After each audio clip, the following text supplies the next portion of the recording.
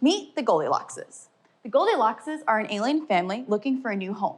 They're all packed up and ready to go. Now the only question is where to? The Goldilockses aren't looking for somewhere too hot or too cold. They want somewhere just right. Each night on their home world, the Goldilockses set their telescope up in their backyard to look for planets. But whenever they look directly at a star, they're blinded by its light. This is because stars are about 10 billion times brighter than the planets themselves. If the light from a planet was one single drop of water, the light from the star is enough drops of water to fill this entire room.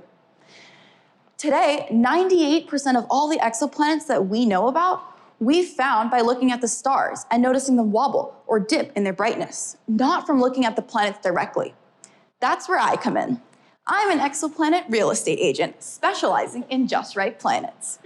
I've got a special telescope that lets me see planets that others cannot. My telescope instruments block the light from the star and allow me to directly image the planets. These images are the only way to determine the surface temperatures and atmospheres of the planets to see if they're too hot, too cold, or just right. I'm trying to help the Goldilockses to find a new home.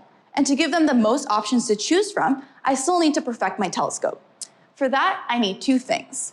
The first is one of these rainbow screens that blocks the light from the star. The second is one of these bendy mirrors to help focus all the starlight perfectly on the screen, so only the planet light can get through. Thousands of small actuators behind my mirror poke it to change its shape for each different star that I look at. And finding these optimal shapes is something that I'm still working on. But eventually one day I want to be able to ask, mirror, mirror, not on the wall, which planet is the most habitable of them all? Okay, but back to the Goldilockses. So to characterize a planet's surface to see if it's too hot or too cold, I need to get an image in full color.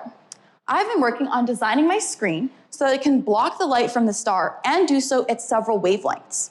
So far, I've managed to cover the red wavelengths, but I need to cover more of the spectrum. I've been trying interesting designs like the spiral staircase and pinwheel patterns. But that's not all. So let's talk about galactic real estate for a second. In case you forgot, the three most important rules of choosing a new home, they are location, location, and location. And that is my final challenge.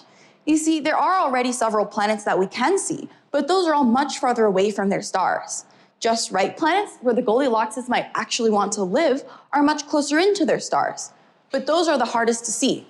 So my goal is to design my telescope so I can take full color pictures of planets for planets that are close by to bright stars.